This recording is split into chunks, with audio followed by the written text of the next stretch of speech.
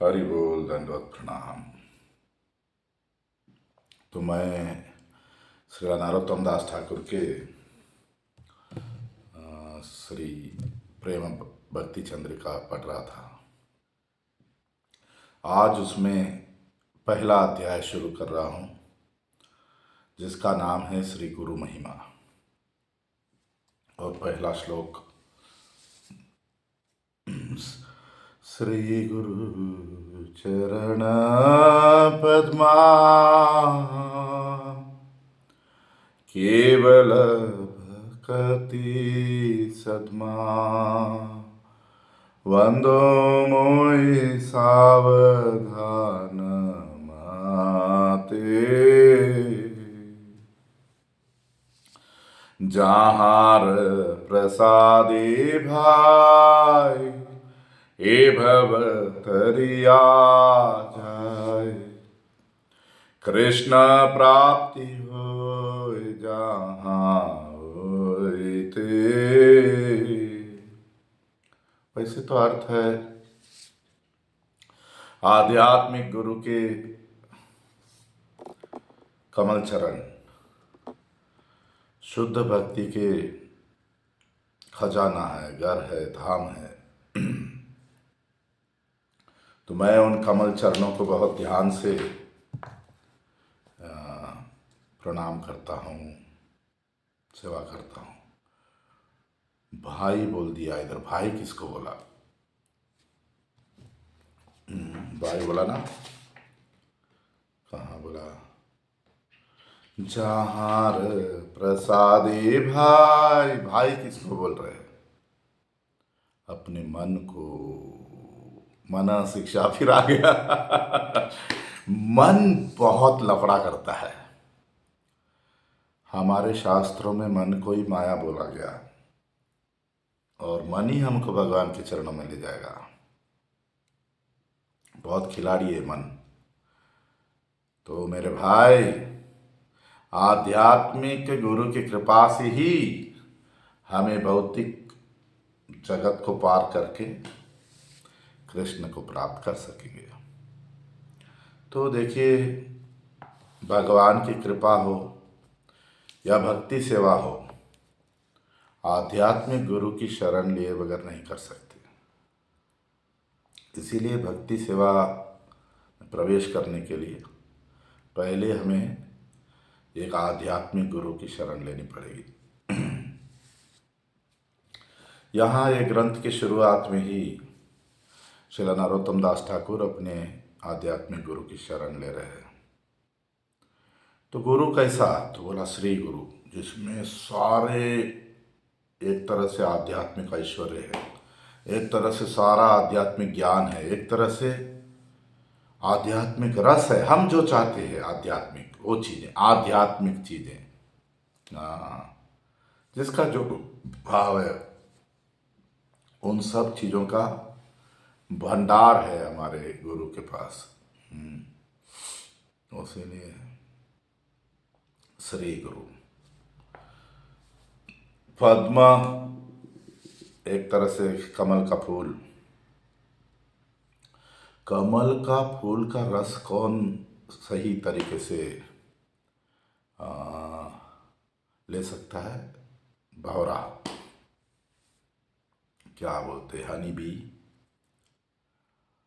तो हमें ऐसा भक्त बनने का, भंवरे जैसा।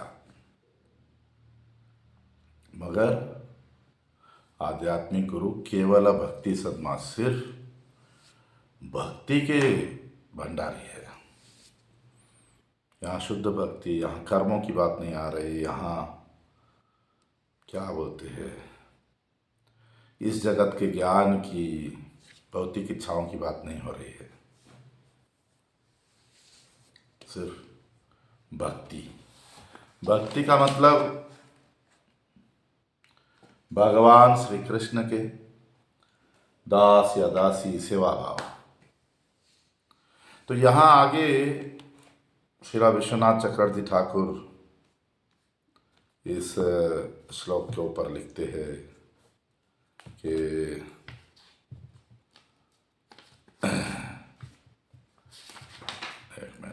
हाँ, श्रील विश्वनाथ चक्रवर्ती ठाकुर शुरुआत ही करते हैं, भाई हे भ्राता मनः,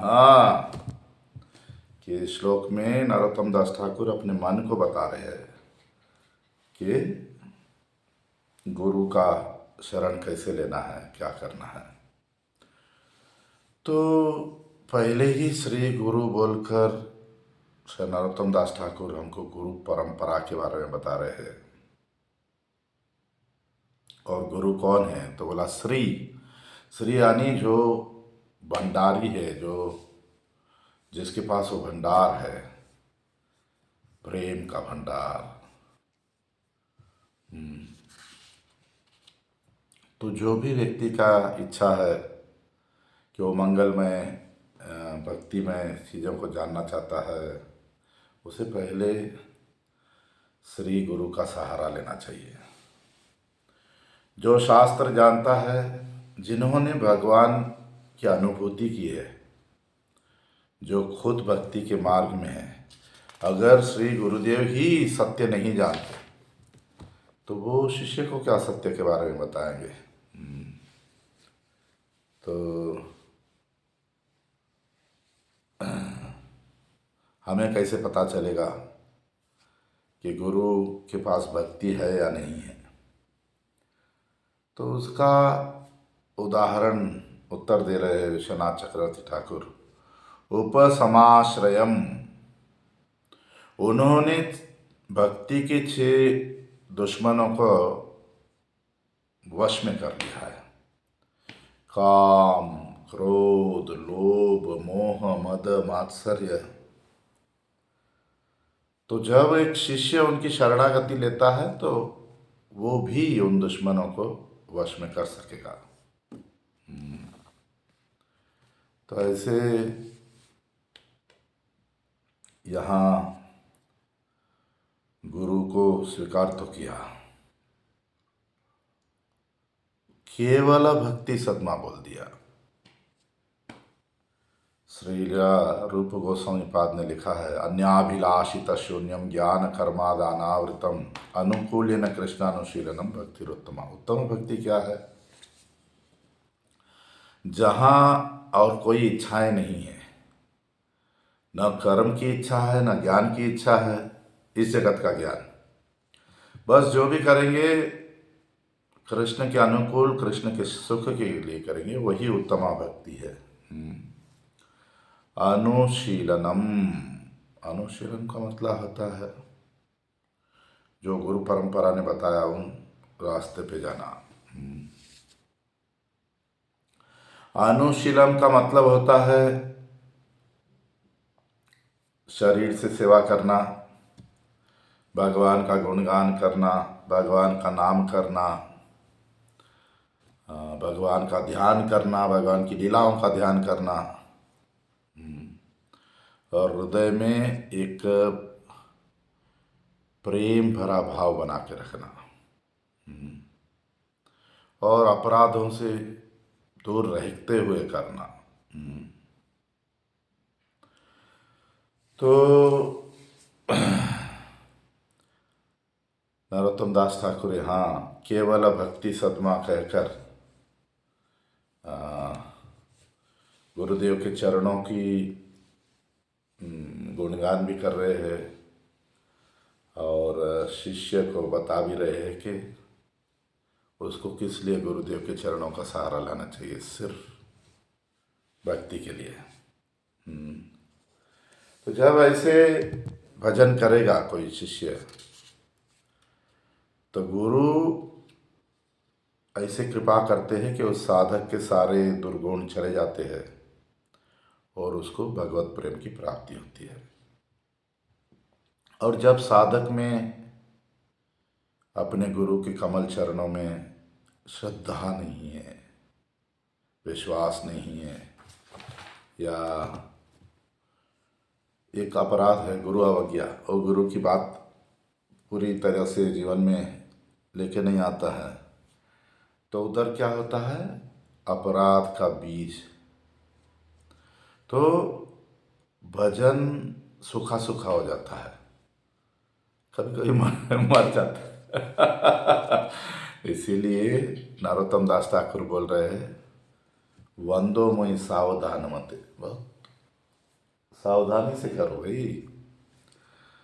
तो एक साधक को अपने गुरु की सेवा बहुत सावधानी से करनी चाहिए। इसी के साथ साथ रूप गोस्वामी पाद ने बताया, विश्रम भी न गुरु सेवा।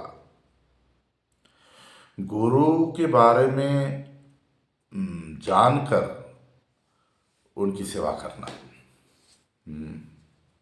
गुरु के बारे में जानना क्या है? तो भगवान श्री कृष्ण उद्धव को श्रीमद् भागवत महापुराण में 11वें स्कंध में 17वें अध्याय में 27 श्लोक में बताते हैं, आचार्यवान माम अभिजानति। बड़ा श्लोक है, ठीक है, जो भी है। एक तो आचार्य को मैं हूँ समझना चाहिए, कृष्ण हूँ समझना चाहिए। तो किसी भी तरह का अपमान अवज्ञा नहीं करनी चाहिए या उनमें दोष नहीं देखने चाहिए। उनको एक मर्त्य बुद्ध्यासुयता, उनको उनके शरीर को भौतिक नहीं सोचना चाहिए। सर्वदेवमय गुरु, गुरु में सारे देवता है।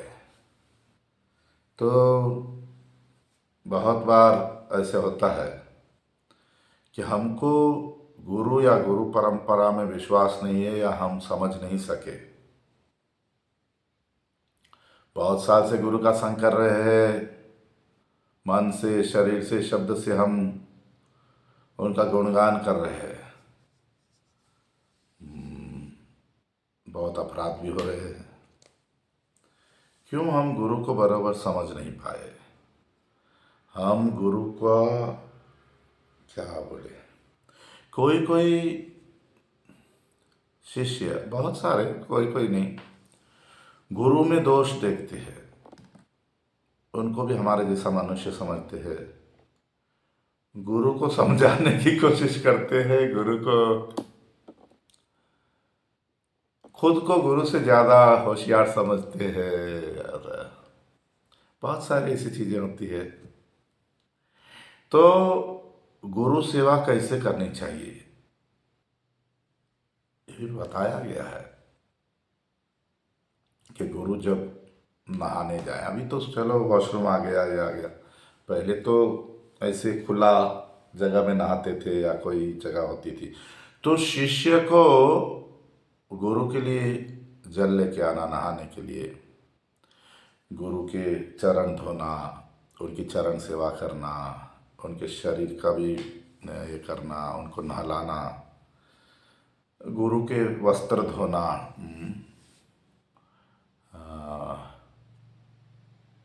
फिर कहीं हम है, गुरुदेव आ रहे तो हम अगर बैठे हैं तो खड़े हो जाना, उनको प्रणाम करना। दंडवत, पुरुष है तो दंडवत, स्त्री है तो पंचांग से करना। गुरु की जो चीज़ें ज़रूरत है वो लेके आके देना, जैसे उनको तुलसी पत्ते चाहिए, फूल चाहिए, ऐसे ही जब भगवान को भोग लगाए तो गुरु को भी भोग लगाना है उसके बाद, और फिर खाना। गुरु का नाम तो नहीं लेना चाहिए।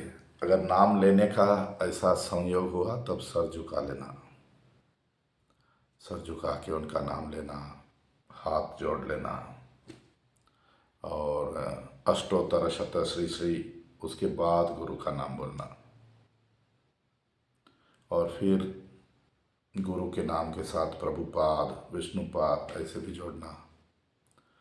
कहने का मतलब शरीर, शब्द, वाणी, मन से गुरु को तृप्त करना, अपने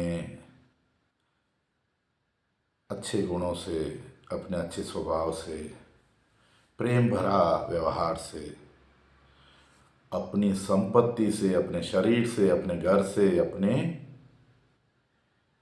प्राण, अपनी सांसों से, वंदो मई सावधान मत वरना ऐसे ऐसे नहीं कि कुछ भी कर रहे हैं। फिर कुछ चीजें नहीं करनी चाहिए। गुरु के आसन हो, गुरु के वस्त्र हो, गुरु जहाँ सोते उस जगह हो, गुरु के जूते हो, या गुरु की चीज़ों पे हमें हमारा पैर नहीं रखना चाहिए। गुरु के बात करने का तरीका हो, बैठने का तरीका हो, उनकी आवाज़, उनके जो भी हाथ पैर के, ये सब हमें उनका नकल नहीं करना चाहिए। गुरु के सामने पैर लंबा करके नहीं बैठना चाहिए। एक पैर पे दूसरा पैर रख के बैठना, या पैर उनकी तरफ करके बैठना,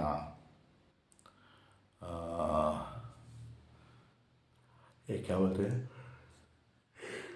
ऐसे भी गुरु के सामने नहीं करना चाहिए। जोर से हंसना नहीं चाहिए। उंगली दिखा के बात नहीं करना चाहिए।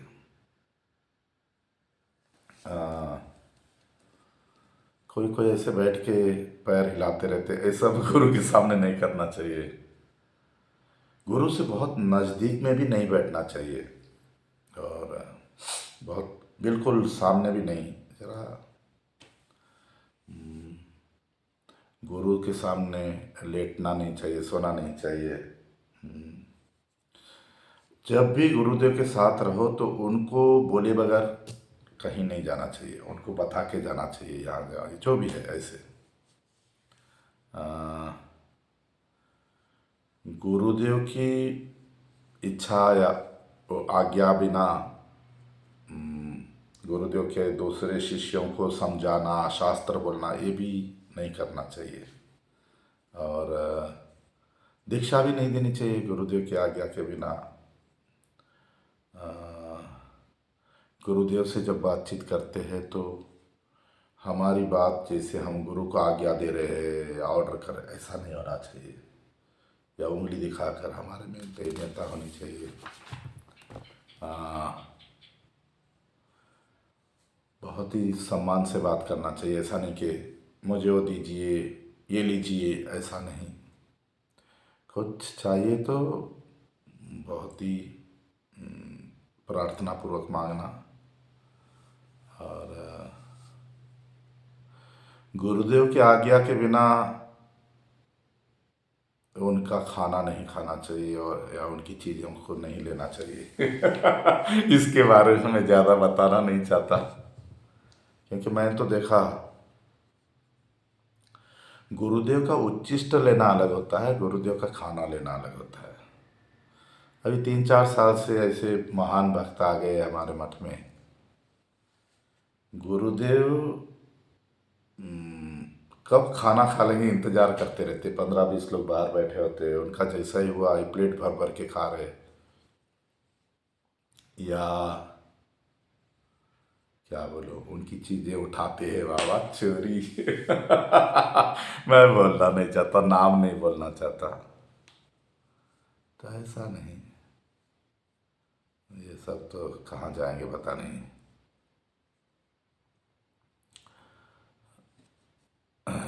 कहीं हमारे गुरुदेव का अपमान होता हो, कोई उनकी निंदा करता हो, ऐसी जगह नहीं जाना चाहिए।